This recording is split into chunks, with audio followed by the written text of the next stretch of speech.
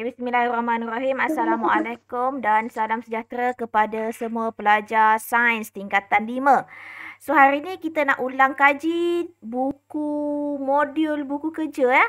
Okay, modul aktiviti yang kamu dah beli. Okay, sesiapa yang masih lagi tidak beli, boleh tengok kepada soft copy yang cikgu bagi semalam. Okay, so kita ada sempena minggu peperiksaan ni kita buat ulang kaji sahajalah. Okay, tengok kepada SPM model test. Okay, muka surat berapa, Kavya? Muka surat 113. 113. Okay, good, Kavya. Okay, ada 40 soalan objektif. Untuk KBSM dulu ada 50 soalan objektif. So, untuk KSSM kita ada 40 soalan objektif. Jom kita pergi lihat kepada soalan yang pertama. Okay, soalan yang pertama, kalau nampak gambar ini gambar apa, Kavya? Kabinet ke? Almari ke? Almari letak baju. Ya ke? Ini untuk letak bahan-bahan kimia yang meruap. Okay? So, apakah dikata antara eksperimen berikut yang manakah mesti dijalankan di tempat yang tunjukkan di ke atas? Okay, apa jawapan kamu, Kavya? A, B, C, D. Yang melibatkan bahan yang beracun dan mudah meruap. So, jawapannya B. Okay, tahniah. Okay, Kavya betul ya? Okay, good. Okay, pergi kepada yang ini. Mana tak ada kena-mengena dengan mikroorganisma. Jangan pula yang buat A pula. Okay, dilute. Kalau kat sini dilute asid cair. Asid cair tak mungkin. Mestilah tidak, dia hasil pekat sahaja. Mikroorganisma pun salah. Yang melibatkan benda tajam pun salah. Okay, soalan nombor 2. Okay, sekejap sahaja kita punya kelas hari ni. Kenapa dia kata burung boleh terbang tetapi manusia tak boleh terbang? Apa jawapan awak? Kenapa burung boleh terbang tetapi manusia tak boleh terbang? Adakah sebab A, tulang pektoral burung adalah besar, B, burung bertelur. Bertelur ni mestilah salah. Okey, adakah C, burung mempunyai tulang padat yang kuat, ataupun D, tulang berongga? Dia tulang padat ke? Dia tulang berongga kan? Yang mana jawapan yang betul? I think D. D, ya. The answer is D. Okay, the answer is D. Okay, we go to the next question for the number 3 question. Okay, you look here. Okay, Encik Anadan tercekik semasa menjamu selera di sebuah restoran. Apakah jenis bantuan? Kalau tercekik, CPR ke Heimlich maneuver? Kita ada 2 je. Yang mana satu?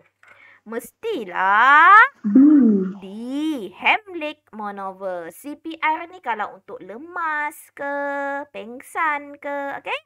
Pergi kepada nombor 4. Nosiah ingin mengetahui tekanan darahnya. Apa alat yang sesuai? Takkan termometer. Mikroskop? Lagilah kalkulator. Lagilah salah. C. So, jawapannya adalah C. Sphygmomanometer. Okey, pergi kepada soalan nombor 5. Raja 2 menunjukkan karyotip bagi seseorang individu. Okey, apa beza dengan karyotip yang biasa? Kalau kamu lihat, dia punya hujung ni ada X, X, Y. Yang ini sejenis apa? Penyakit apa ni? Jenis mutasi. Kita ada berapa jenis mutasi, Kavya?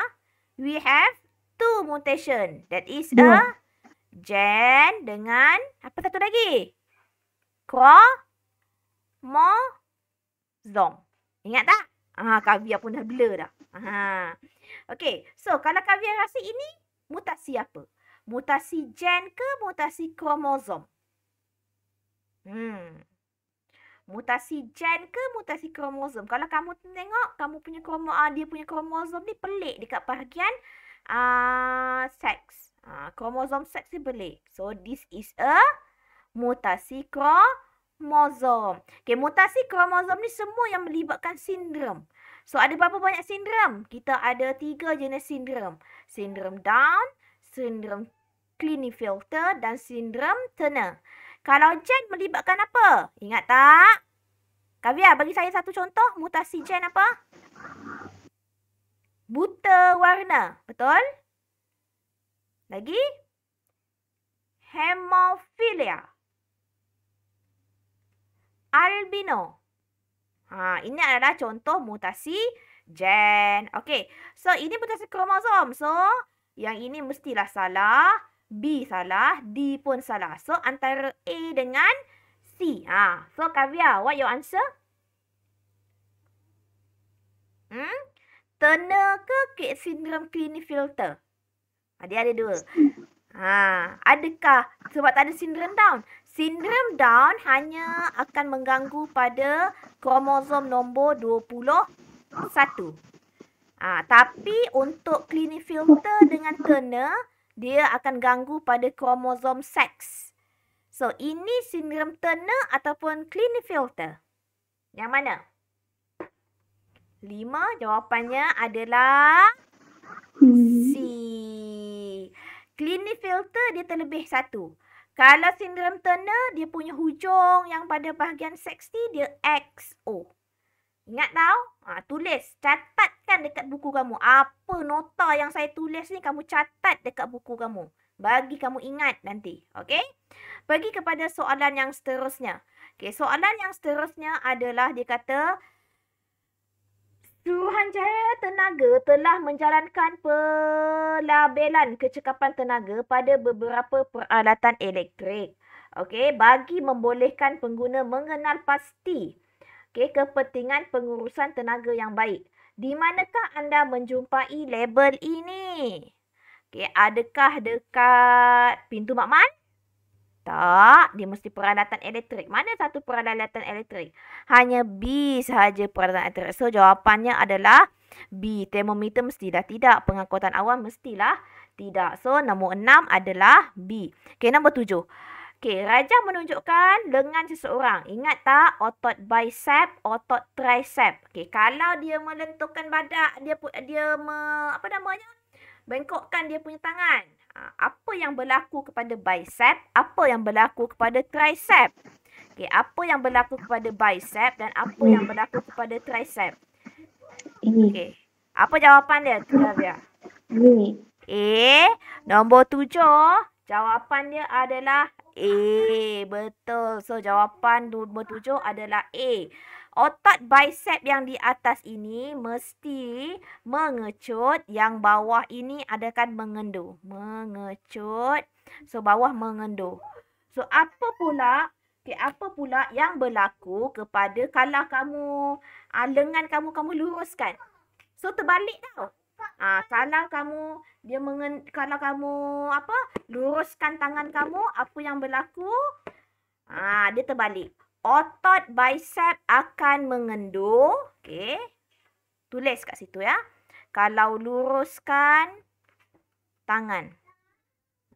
Teruskan tangan. Apa yang berlaku, Kavya? Dia terbalik. Otot biceps akan mengendur. Tulis. Okey. Otot triceps akan mengecut. So, dua benda yang berbeza. Okey. Dua benda yang berbeza. Ingat ya. Kalau ini keadaan dia, otot bicep akan mengecut, manakala otot tricep akan mengendur. Tapi kalau kamu luruskan tangan, otot bicep akan mengendur, otot tricep akan mengecut. Okey, pergi kepada soalan nombor 6. Nombor 8. Okey, gambar rajah menunjukkan proses pembiakan yang dilakukan oleh ameba untuk menambahkan saiz populasinya. Apakah proses yang terlibat dalam pembiakan ameba? Dia jenis apa ni? Mitosis, mutasi. Mutasi mestilah tidak. Ini bukan jenis mutasi. Meiosis atau replikasi. Okey, yang ini. Kavya, what your answer? Dia belah jadi dua. A. Mitosis. Okey, nombor 9.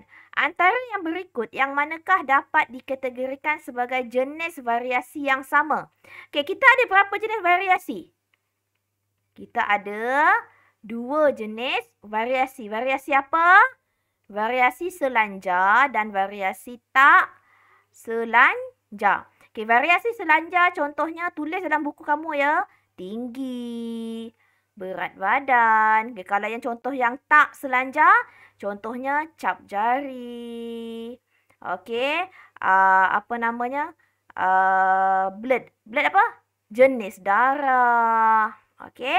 So, yang mana satu kategori dengan kumpulan darah? Ketinggian? Ketinggian selanjar. Skin color? Warna kulit? Tidak. Body weight ataupun berat badan? Tidak. So, jawapannya adalah B. Okay, 9 adalah B. Okay, nombor 10. Okay, glukosa berlebihan tidak dapat ditukarkan menjadi glikogen. Apa sebab dia? Sebab apa? Yang ini berkaitan dengan pankreas. Tulis kat situ. Kelenjar pankreas. Kelenjar pankreas akan merembeskan hormon apa? Hormon insulin. Ingat insulin. So, adakah jawapan dia A, kekurangan hormon glukogen? Tidak. Okey, adakah B, hormon insulin berlebihan? Dia kata glukosa berlebihan tidak dapat ditukarkan.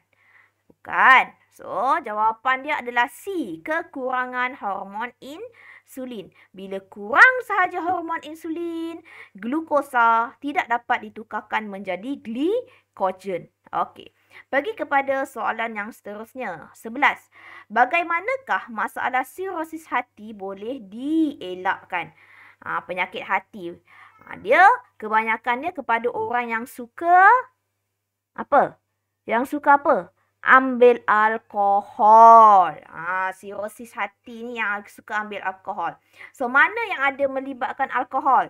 So, B. Betul. Mengelakkan pengambilan alkohol. Okey. Soalan yang seterusnya. Soalan nombor 12. Okey. Maira ingin mengkaji kadar penyerapan baja oleh tumbuhan. Okey, so apakah isotop yang digunakan? Yang mana satu anak-anak?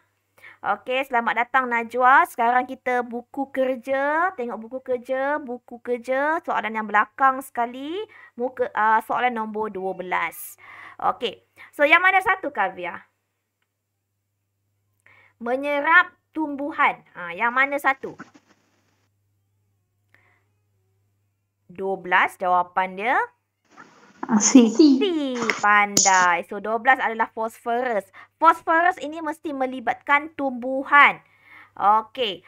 Kobalt 60 ini adalah untuk, tak silap saya, untuk sakit kanser. Trace cancer. Karbon 14 untuk kaji artifak. Kalau saya salah, betulkan saya ya. Okey, soalan nombor 13. Okey, soalan nombor 13 menunjukkan proses pembentukan molekul besar daripada kecil-kecil dia jadi molekul besar. So, ini namanya proses apa? Pempolimeran. Vulcanization yang mana? Tambahkan sulfur. Dekat mana? Dekat mana? Raba, getah, kamu tambahkan sulfur. Itu adalah vulcanization. Depolymerization ataupun penyah polimeran, bila polimer ni tukar menjadi monomer. Kondensasi macam biasalah, pertukaran cecair menjadi gas. Okey, pergi kepada soalan 14. Apakah unit bagi jarak dan sesaran?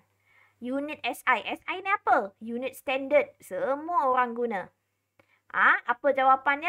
Mestilah meter. Kita tak pakai kilometer, kita tak pakai sentimeter, kita tak pakai mm. Kita pakai meter. Okey. So, soalan yang seterusnya. Rajah 7 menunjukkan pembelahan nukleus. Ini pun kita dah ulang kaji dah minggu lepas. Okey. Semua yang form 4 kita dah ulang kaji. Semua yang form 4 kita dah ulang kaji. So, nanti kita akan ulang kaji sekali lagi pada esok insya-Allah. Okey, apakah P? Okey, apa P? P ni siapa yang menghentam uranium ni? Apakah nama P? P ni apa? Neutron. Pandai. Dia adalah neutron. Elektron salah, gamma ray salah, proton pun salah. Okey, soalan yang seterusnya, soalan nombor 16. Okey, mengapakah getah tervulkan sesuai dijadikan tayar kereta? Adakah sebab dia pengalih haba yang baik? Adakah sebab dia tahan haba? Adakah kurang kenyal? Adakah disebab bertindak balas dengan asid? Nombor 16, jawapannya adalah tahan terhadap haba. Sebab dia nak bergeser dengan jalan. So, dia akan menghasilkan haba. Okey, pergi soalan nombor 17. Antara yang berikut, yang manakah betul tentang antibiotik? Antibiotik tu apa? Adakah sejenis ubat penenang? Tidak. Okey, adakah dia untuk virus? Tidak. Cikgu kata antibiotik hanya untuk bakteria. So, jawapannya nombor 17 adalah D. Menghalang pertumbuhan bakteria. Aspirin bukan antibiotik. Aspirin adalah analgesik. Okey, soalan nombor 18. Mengapakah kita digalakkan untuk memakan buah-buahan yang kaya dengan antioksidan? Sebab apa? Vitamin C kamu ambil, bayam, beta karotina, semua apa yang menghasilkan vitamin C, bahan antioksidan. Kenapa? Kenapa kita perlu makan bahan antioksidan? Sebab kita nak lindungkan badan kita daripada radikal bebas. So, mana yang kaitan dengan radikal bebas? So, kaitan dengan B lah. Melindungi sel kita daripada radikal bebas. So, hari ni kita nak refresh balik semua bab start daripada form 4, form 5. Okay? So, harapnya bermanfaat untuk yang dengar video ataupun yang masuk hari ni kelas. Okay, antara yang berikut, yang manakah disebabkan oleh radiasi daripada ujian nuklear? Kalau ujian nuklear, confirm lah adalah sel mutasi ataupun mutasi sel. Rabun jauh tak ada kena-mengena. Tekanan darah lagilah tak ada kena-mengena. Obesiti pun tiada kena-mengena. Okay, soalan nombor 20. Keamatan cahaya mempengaruhi kadar pertumbuhan mikroorganisma. Antara mikroorganisma berikut, yang manakah bertumbuh dengan baik di kawasan yang keamatan yang tinggi? Kiranya dia boleh dalam keadaan cahaya. Yang boleh dalam keadaan cahaya mesti dia ada klorofil. Antara A, B, C, D. Mana yang ada klorofil? Dia boleh membuat makanan sendiri. So, kalau nampak dekat sini adalah alga. Alga yang boleh buat klorofil. Tulis kat situ. Dia ada klorofil. Tulis kat situ alga ada klorofil. So, dia akan buat apa? Fotosintesis. So, jawapannya adalah D. Ya, betul Kavya. Jawapannya adalah D. Okey. Pergi kepada soalan yang seterusnya. Okey, soalan yang seterusnya ini adalah bab satu lagi, tingkatan 5. Okey, bagaimana serum lactobacillus membantu dalam kelestarian alam sekitar? Ini bab 2, tingkatan 5. Okey, adakah A, merawat sisa kumbahan, membebaskan banyak oksigen ke atmosfer, dijadikan sebagai ubat ataupun menjimatkan? Soalan nombor 14 pun ada ya cikgu. Ya, soalan nombor 14 pun ada yang. Soalan nombor 14 pun ada. Soalan nombor 14 ni. Unit SI. Okey. So, nombor 21. Okey, nombor 21 jawapan dia adalah apa? Pandai merawat sisa kumbahan. Ingat balik apa fungsi bakteria Bacillus lactobacillus ni. Okey. Soalan nombor 22. Antara proses dalam kitaran nitrogen berikut, yang manakah menambahkan nitrat dalam tanah? Nitrat dalam kitaran nitrogen. Kitaran nitrogen pun selalu sangat ditanya. Lagi-lagi dalam bahagian B. Kertas 2. Selalu sangat ditanya. Okey. So, nombor 22 adalah jawapan dia yang tepat adalah C. Tindakan kilat. So, nanti nanti dalam minggu ni kamu tengok tentang kita nitrogen bab 2 ya. Okey. Pergi kepada soalan nombor 23. Okey, antara pernyataan berikut, yang manakah betul tentang pempesturan? Pempesturan ni contohnya apa? Pernah tak pergi shopping mall ataupun pergilah Speedmart ke mana-mana? Susu dalam kotak. So, itu adalah teknik pempasturan. Okay, susu yang dalam kotak tu adalah teknik pempasturan. So, antara A, B, C, D. Manakah jawapannya? Adakah A, makanan dipanaskan dulu selama 30 minit. Spora bakteria makanan dibunuh. Rasa makanan tidak dapat dikekalkan. C, salah. Makanan boleh tahan lama selama 2 tahun. Oh, janganlah lama sangat. Dia kejap je. Dia tak sampai 2 tahun lah. So, jawapannya yang tepat adalah A. Okey. Pergi kepada soalan nombor 24. Okey, bagaimana dia kata kadar tindak balas adalah dipengaruhi oleh beberapa faktor. Bagaimana kita boleh meningkatkan kadar tindak balas sesuatu proses? Adakah dengan merendahkan suhu? Salah. Tinggikan suhu baru kita akan tingkatkan kadar tindak balas. Tambahkan makin? Ya, betul. Kita tengok C, mengurangkan. Kalau kurangkan salah. Okey, menambahkan saiz bahan. Tidak, dia nak jadikan dia besar. Tak boleh lah. So, jawapan dia adalah soalan nombor 24. Jawapannya adalah bola. Okey, tambahkan dia punya makin. Okey, pergi kepada soalan nombor 25. Okey, bahan kimia berikut ditambah semasa pemprosesan makanan. Ada tatrazin, sunset yellow dan kunyit. Apa fungsi? Kalau nampak je kunyit-kunyit warna-warna ni, ini adalah pewarna. Tulis kat sini. Pewarna. Tulis siap-siap. Pewarna. Okey, apa fungsi dia? Okey, adakah melunturkan warna asal, membunuh mikroorganisma, menambahkan warna, menjadikan makanan lebih manis? Confirm lah jawapannya adalah C. Senang sangat. Okey, nombor 26. Rajah 8 menunjukkan sejenis larutan digunakan mengkaji tahap pencemaran di sesetengah tempat. Apa benda larutan tu? Apa larutan tu? Macam mana kita nak uji dia? So, kita akan menggunakan larutan metilina biru. So, nanti boleh tengok buku teks ya.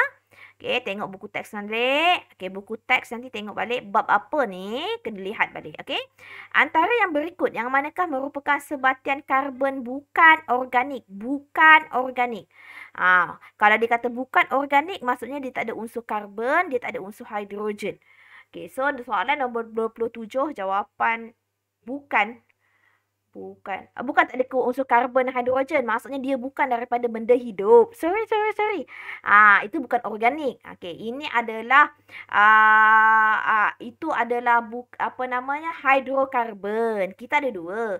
Kita ada hidrokarbon, kita ada bukan hidrokarbon. Yang kalau bukan hidrokarbon, dia tak ada unsur karbon dan hidrogen. Kalau unsur hidrokarbon, dia ada unsur karbon dan hidrogen. Okey. So, kalau dikata hidrokarbon, dekat mana? Organik dekat mana? Dekat hidrokarbon. Dia ada organik, dia ada bukan organik. Okey. So, kalau yang organik, dia daripada sumber benda hidup. Kalau bukan organik adalah bukan daripada benda hidup. So, sutera daripada ulat, petroleum daripada benda hidup daripada muka bumi lah. Protein daripada benda hidup lah. So, jawapannya adalah D. 27, jawapannya D. Okey. Pergi kepada soalan yang seterusnya, 28. Najwa dah terkeluar, internet dia tak kuat lah tu. Okey. Proses Haber dan proses sentuh merupakan dua proses yang penting dalam perindustrian. So, kita ada proses Haber, kita ada proses sentuh. Apakah hasil X? Haber ni nak buat apa, Kavya? Haber nak buat apa? Haber nak buat ammonia. So, antara A dengan B. Betul? Proses sentuh proses sentuh nak buat apa? Asid sulfuric. So, jawapannya adalah bola. Betul? Okey, pergi kepada soalan nombor 29. Sikit lagi kavian habis. Okey, Rajah 9 menunjukkan struktur buah kelapa sawit. Okey, struktur yang mana akan menghasilkan minyak yang paling berkualiti? A, B, C atau D? So, nombor 29 di tengah-tengah. Kernel. Ingat tak? Minyak kernel. So, A ni adalah kernel. Okey, ini adalah sabut dia. C adalah sabut. C ni yang paling banyak. A ni yang paling berkualiti. So, jawapan dekat sini adalah A. Okey. Mesokarp, endokarp, semua kena ingat balik. Okey. Pergi kepada soalan 30. Kenapa dia kata minyak wangi tak boleh diletakkan dekat sumber api? Sebab apa? Sebab apa? Najwa jual minyak wangi kan? Sama dengan Ain kan? Kenapa? Kenapa tak boleh dekat dengan sumber bahan api? Sebab dia ada apa? Sebab dia ada alkohol. Okey, sebab dia ada alkohol. Okey. Pergi kepada soalan seterusnya. Okey, nombor 31. Glukosa akan jadi etanol dan jadi karbon dioksida dan tenaga. Apa nama prosesnya daripada glukosa? Contoh glukosa tu apa, cikgu?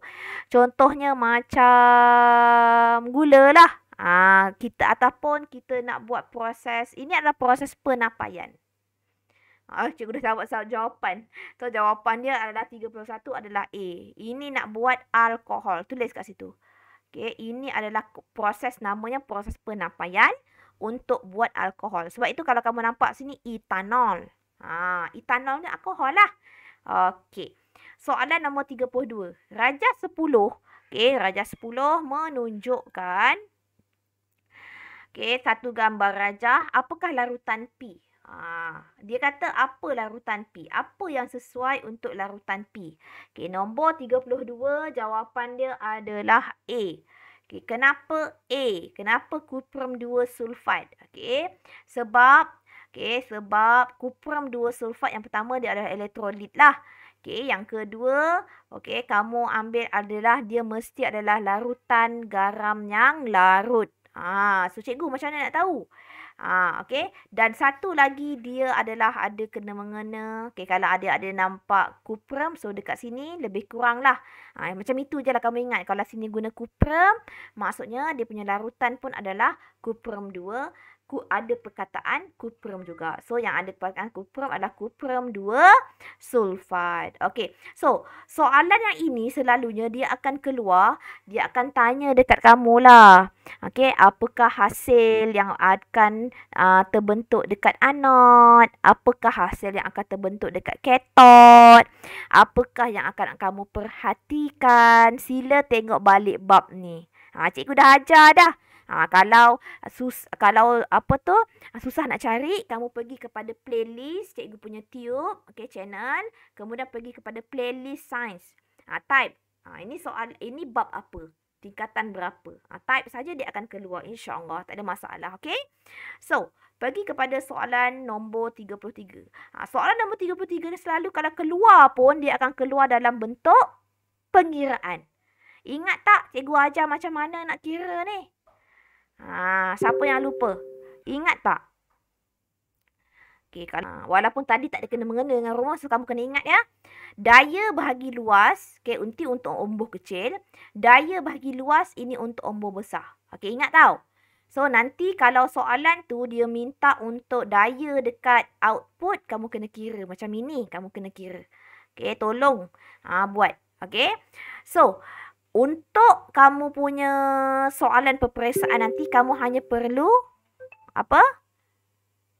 upload saja jawapan kamu. Contoh, kamu jawab dulu dalam testpad, kemudian kamu ambil gambar, kamu snap gambar. Okey?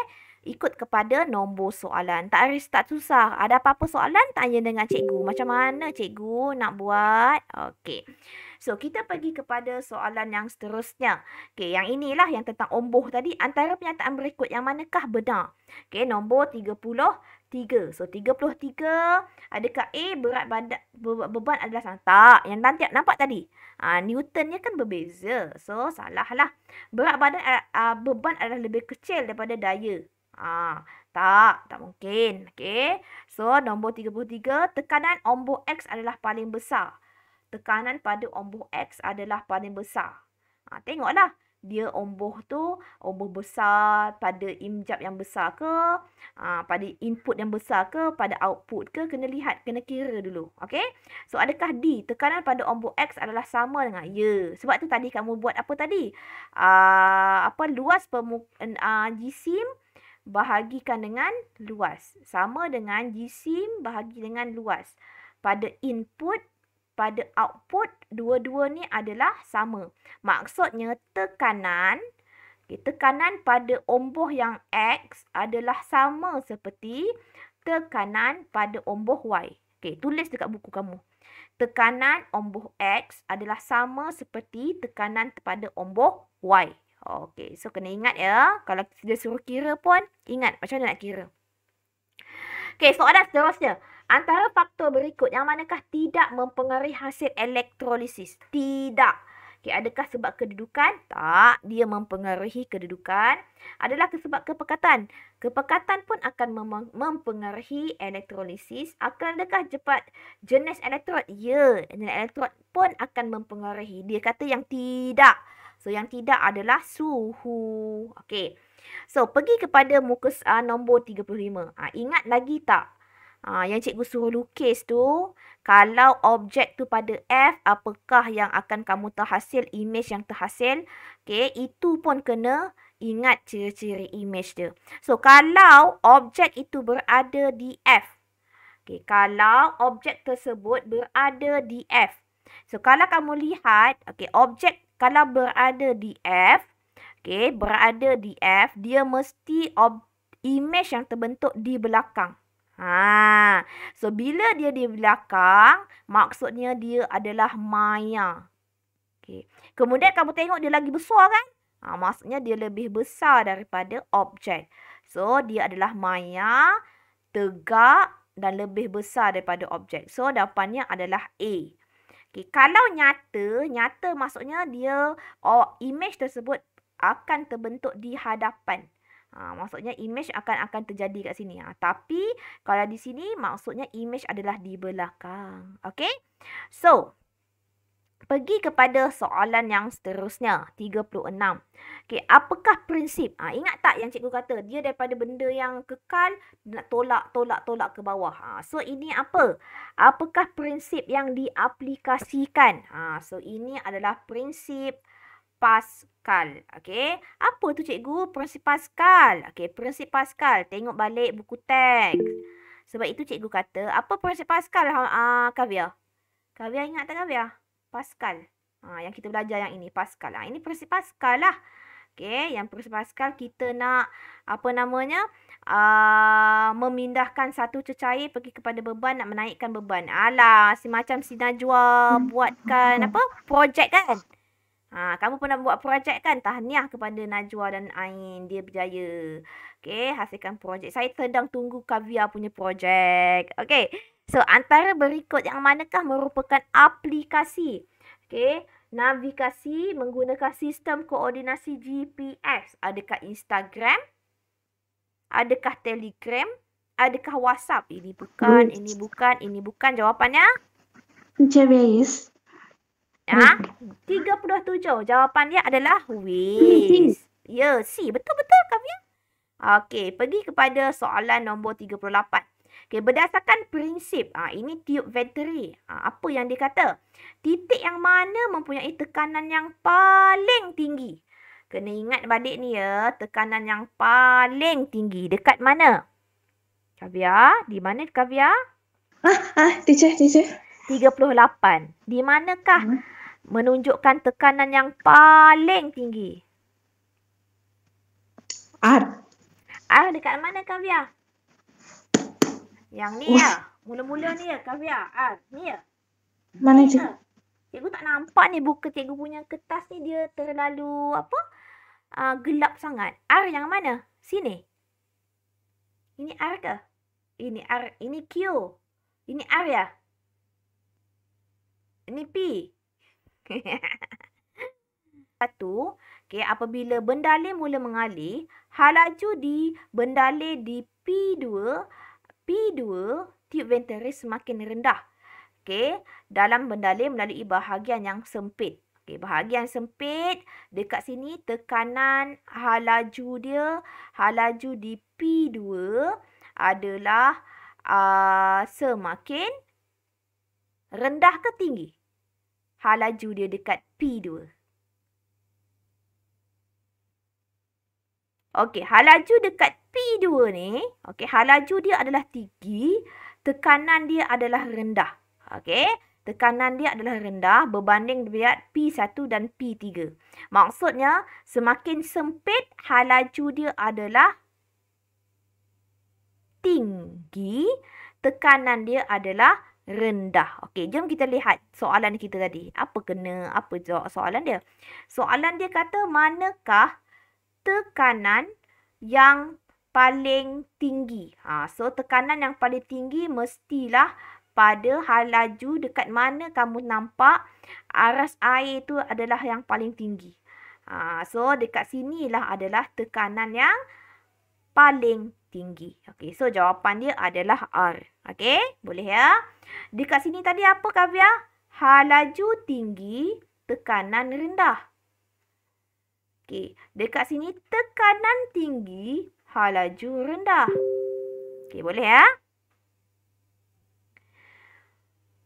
Ini pun sama, dekat P pun sama. Tapi dekat P ni, halaju dia adalah kurang sikit berbanding dengan R. Okey, sebab itu dekat R ini adalah tekanan yang paling tinggi. Okey, pergi kepada soalan nombor 39. Rajah 14 menunjukkan kedudukan apogee dan perigee. Ingat tak? Apogee dan perigee? Kena ingat ya. Apakah yang dimaksudkan dengan kedudukan apogee? Apa maksud apogee? Apogee adalah kedudukan satelit yang paling dekat ke paling jauh? Apogee. Apogee yang paling jauh. Perigee yang paling dekat. Tulis dalam buku kamu. Ini jauh, ini dekat. Ingat ya, apogee adalah satelit yang paling jauh. Perigee adalah satelit yang paling dekat. Boleh ya? Okey, so jawapannya adalah A. Okey. Ingat ya, kita ada dua jenis satelit tadi. Apakah kegunaan kenderaan pelancar dalam penerokan angkasa lepas? Dia nak buat apa kenderaan pelancar tadi? Adakah A, mengubah kelajuan satelit? Adakah B, mengubah orbit satelit? Adakah untuk menghantar satelit? Adakah D, mengumpul maklumat dan satelit? Yang mana? A. A, mengubah kelajuan. Are you sure? Ya ke? Teacher, 40 ke? Yalah, 40. You dah ketinggalan kereta api. You jawab nombor 39 buat apa? 40 apa jawapan? C. Menghantar satelit ke angkasa. Okey, so Kavia kira markah berapa? Najwa kira berapa markah? Okey, berapa markah semua? So, kerja kamu adalah jawab soalan kertas 2 pula. Dah siap ke? Apa tu? Kertas 2 dah siap ke? Sikit. Sikit. So, esok kita akan bincang bahagian A dulu dengan bahagian B. Boleh? Okey, so jumpa lagi untuk esok. Okey, terima kasih Kavia sebab datang. Bye, cikgu. Bye-bye.